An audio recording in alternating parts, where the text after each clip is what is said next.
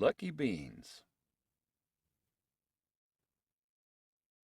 Cold wind ripped through Marshall Loman's old wool jacket.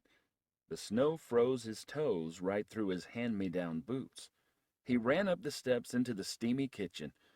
"What's for dinner, Ma? I'm starving."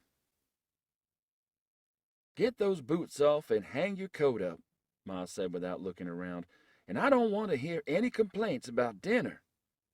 But Marshall had already peeked into the big pot. "Beans? Again? Oh, Ma, can't we ever have anything else?" "Yes, it's beans again, and we're lucky to have them. So get washed on the double and then set the table."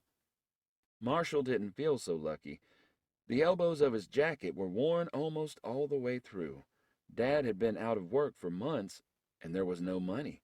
The house was crowded since Aunt Minnie and Uncle Matt moved in.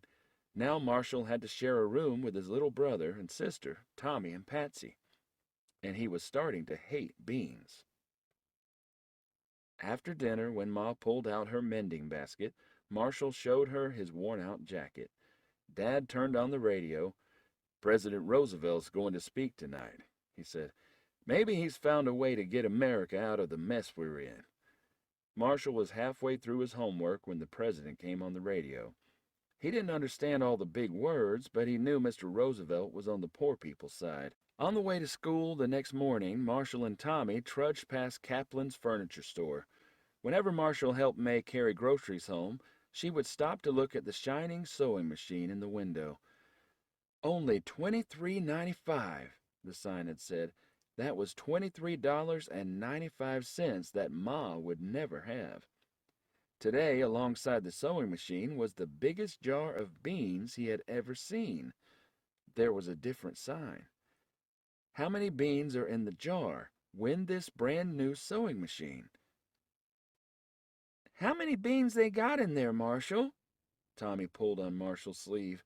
"100? 1,000?" "How should I know?" Marshall answered, but he was thinking, "I know somebody who would know." On the way home, Marshall looked through the store window again. Ladies were writing on little cards of paper and pushing them through a slot into a big box. That night, after Ma checked his homework, Marshall told her about the contest. The next day, when Marshall and Tommy got home, Ma said, "I went to the furniture store today." She was cooking beans again. "Did you enter the contest?" "Not so fast. I need a little more time to chew it over. Aren't you going to complain about having beans?" Ma joked. Marshall shook his head. "I figure the more you know about beans, the better." That night's homework was a page of arithmetic problems. How many cups are in a pint? Marshall knew the answer, 2. How many pints are in a quart? Ma was looking over his shoulder. "Boy, don't you know how many pints fit in a quart?" she asked. "Go down in the cellar and fetch me an empty pint jar." In the cellar, Ma kept food she had canned from Dad's garden. There were more empty jars than full ones. Last winter, when Ma sent them to fetch something, he and Tommy would snitch a pickle from the big crock at the foot of the stairs. Now the pickle crock was empty too. Ma showed him how to fill up the small pint jar with water and pour it into an empty quart milk bottle to measure it. 2 pints filled the quart, so 4 cups made a quart. After school the next day, Marshall saw a new sign in Mr. Kaplan's window. "Only 2 days left to make your guess." Kids were standing around. "Our Ma's going to win the sewing machine," Tommy piped up. "Your Ma?" Agnes, a girl in Marshall's class, whirled around to face Tommy. "They won't let your mama win. Only white ladies can win contests." Tommy shouted back, "That's not true." Then he turned to Marshall. "Is it?" Marshall grabbed his brother's hand and marched into the store. "Come on, Tommy. We're going to find out." "Well, young man, what can I do for you?" Mr. Kaplan said to Marshall. "I have a question about the sewing machine contest rules. Can anybody win, or can only white ladies win?" Mr. Kaplan took his glasses off and looked Marshall in the eye. "Anybody can win the contest," he said. "This is America. It will be fair." When Marshall and Tommy got home, Ma was cooking potatoes and cabbage, but 5 sacks of beans sat on the kitchen table. "Where'd all those beans come from?" Marshall asked. "Oh, the church ladies and neighbors. After dinner I want you boys to help me count them. But run down to the cellar now, Marshall, and fetch me a pint jar of tomatoes." Out of habit, Marshall checked the pickle crock before starting back upstairs. Of course it was still empty, but Marshall stopped in his tracks. The pickle crock, he was sure of it, was the same size as that big jar of beans.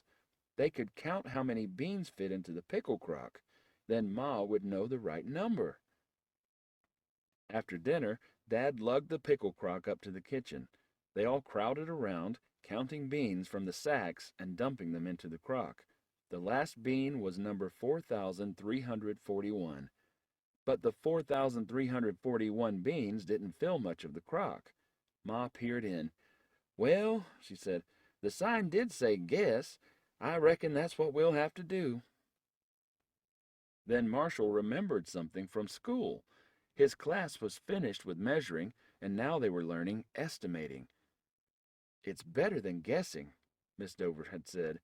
"Use what you already know to solve the problem." Marshall said, "Ma, I know.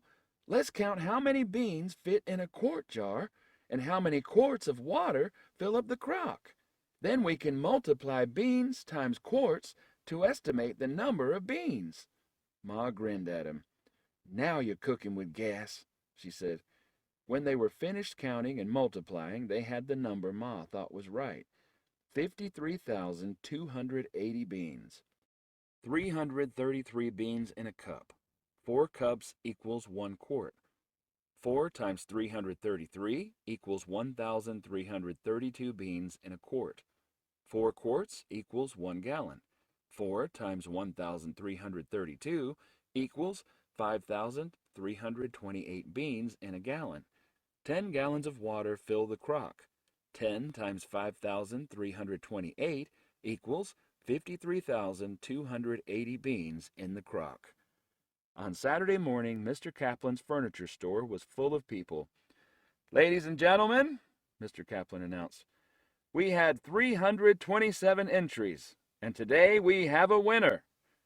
First, let's reveal how many beans are in the jar." He unscrewed the lid and showed the number marked inside. 53,293.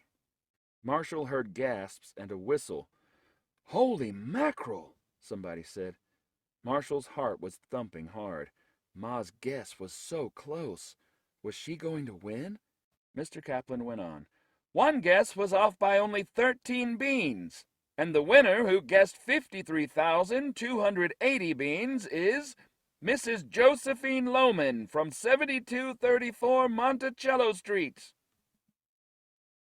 "Ma, that's you!" Marshall threw his arms around his mother's waist. "Congratulations, Mrs. Loman." Mr. Kaplan shook Ma's hand. After Ma won the sewing machine, everything got a little better. Ma was sewing up a storm and getting paid for it, too. Dad got part-time work helping Mr. Kaplan with deliveries. The only thing that wasn't so good was the other prize Ma won. That jar of beans seemed even bigger in Ma's kitchen than it had in Mr. Kaplan's store. To Marshall, it looked like a lifetime supply. Lucky Beans takes place during the Great Depression, which lasted in the United States from 1929, when the financial system called the stock market collapsed, until about 1939. Banks, stores, factories, and businesses closed. The Depression affected the whole country and spread to other countries as well. Like Marshall's dad, many people lost their jobs. In 1933, 1 in 4 workers was unemployed. For African Americans, that number was nearly 2 in 4. Although black and white children attended school together in northern cities, like the one where the Loman family lived, blacks and whites did not always have equal opportunities. This was long before the Civil Rights Movement. Like Marshall, African Americans worried about facing discrimination, unfair practices, when they wanted to apply for a job or even enter a contest. Without jobs, people did not have money for food. Some stood in line for a free loaf of bread or got relief from the government or charities. Beans were one of the foods the government provided. They were cheap and nutritious. Many families lost homes or farms because they couldn't pay their mortgages every month. Family members opened their homes to relatives who needed a place to stay or to boarders who could pay rent. Like Marshall's ma, people mended and repaired old things instead of throwing them out, as many people might do today. People had fun during the Depression, too. They enjoyed newspaper comic strips about characters like Little Orphan Annie and listened to shows like The Lone Ranger on the radio. Jigsaw puzzles were a big pastime, and the game Monopoly was invented. Contests were popular. In 1932, the American people elected Franklin Delano Roosevelt president because they hoped he could fix the economy, create jobs, and be a good leader. Roosevelt was the first president to talk directly to Americans on the radio. His broadcasts, called fireside chats, kept people's spirits up. He told Americans about the New Deal, his plan for getting people back to work. Lucky Beans is based on the stories of my grandmother, who claimed she cooked beans by a different recipe every night during the Depression.